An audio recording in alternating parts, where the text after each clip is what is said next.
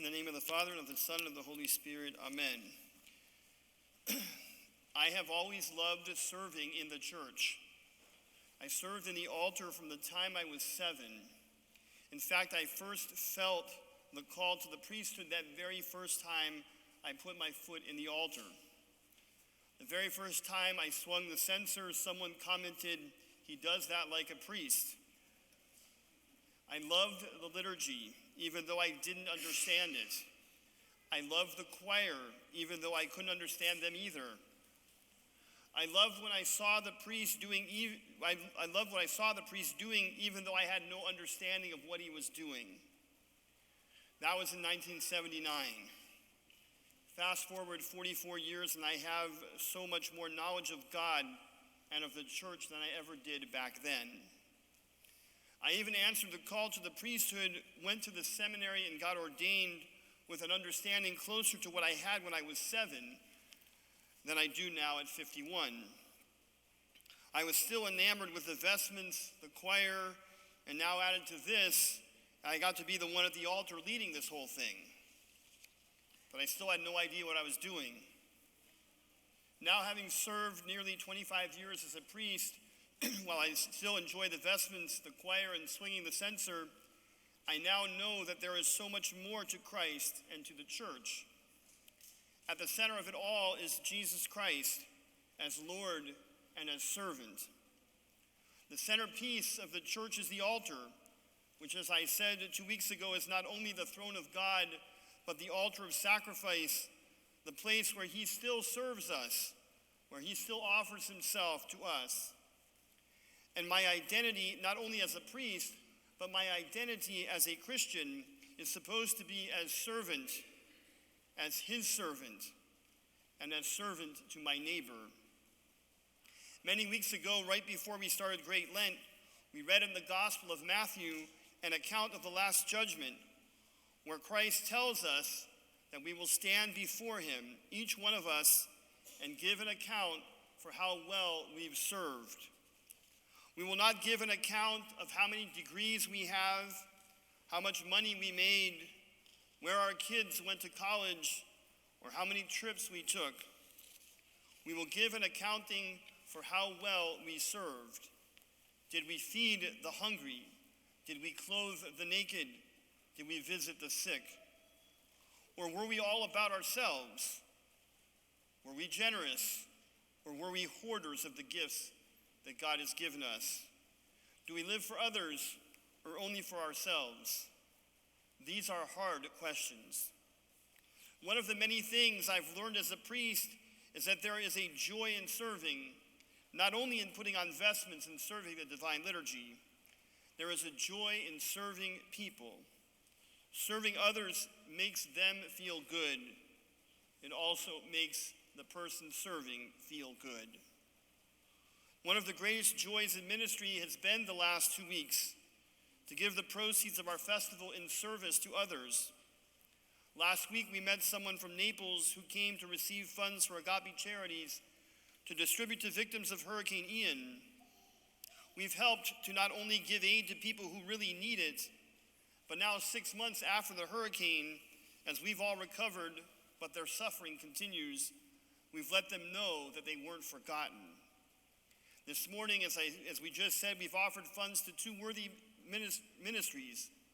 Love Inc., which helps people get off the streets and point them to a better life, and Life Path Hospice, which gives comfort to those at the end of life. Hospice took care of both my parents in their last days, so they were both able to pass at home rather than in a hospital. Without hospice, that would not have happened. I heard on a podcast recently, if your church closed its doors, would anyone miss your church, except maybe for the Greek festival? Well, we'd be missed by Life Path, Love Inc., Agape Charities, International Orthodox Christian Charities, the Orthodox Christian Mission Center, the Orthodox Christian Prison Ministry, and many other charities we support each year. And this is because our understanding of the church has changed. We know that the church exists not to be served, but to serve. It's not about the cha-ching of money coming in. It's about the money going out into the community to serve those who need serving and to bring Christ to as many people as possible. In the gospel lesson this morning, we read about James and John, 2 of the 12 disciples, trying to make a private deal with Jesus to get the best seats in heaven. And of course, this did not sit well with the other disciples. Private deals don't usually sit well with anyone, and yet we still all try to make them, just like James and John. That's why the Bible is so good, because these stories are not just stories from 2,000 years ago. These are our stories today. The other day I had one of these, hey, look at me and what I've done moments, and it actually hurt someone's feelings. That's because at that moment, I was like James and John, thinking about being served rather than serving. Jesus was right in saying that the greatest must be servant, and the first among a group should be the slave of all. The slave of all. Yes, talk about a hot-button word. Well, when you receive Holy Communion and the priest says the servant of God receives the body and blood of Christ, well, that word servant in Greek is the word doulos or douli, which translates as slave. The slave of God, which means he is the master, and we are the obedient servant who strives to never step out of line. In everything that you are doing this week, ask yourself, does this serve me or someone else? If you relax this afternoon so that you can recharge your batteries and better serve tomorrow, that actually serves someone else, believe it or not. But that's today. How about tomorrow at work when you are looking at social media instead of doing your job? That's not serving. How about when you are skimping on something, trying to do the least amount of work just to collect a paycheck? That isn't serving either. What does it say for a church when all the funds are used just to keep going and there is no money left to serve? It says that we have totally missed the mark because our job is to serve, not to be served. What about your stewardship offering? If you make a minimal pledge so that the church can be here to serve you, that's not stewardship either. We should make a contribution with the idea of the church having enough money not just to serve us, but to serve the others. Not all service involves money. In fact, most service involves giving time. There is a service of presence, to be there for someone else, not even to give advice, but to be present, just to hear the pain of someone else, just to give someone else a shoulder to cry on, just to let someone else know that they are not alone. James and John, the subject of today's gospel, a few weeks later found themselves again with Jesus in the Garden of Gethsemane. Jesus was in the final moments before his passion. He went to pray, and he took Peter and James and John with him, and he asked them to watch with him. He didn't ask them to do anything, actually. He didn't ask them to pray for him. He didn't ask them to defend him. He asked them just to be present with him so that he would not be alone. And they fell asleep. And Jesus said to them, "The spirit indeed is willing, but the flesh is weak." Most of us, I think, have spirits that are willing to serve. But like James and John, at the moment when service is needed, we are either sleeping or making a side deal. We know at the end that Peter, James, and John and the rest of them figured it out, or we wouldn't have a church today. They eventually understood what it meant to serve, and they gave their lives in service to Christ. We are now on the cusp of Holy Week again. I for sure have more Holy Week journeys in my rearview mirror than on my horizon. I for sure have so much more to learn when it comes to being a servant or even being a Christian. And this coming week is again an opportunity to relearn, relive, and recharge.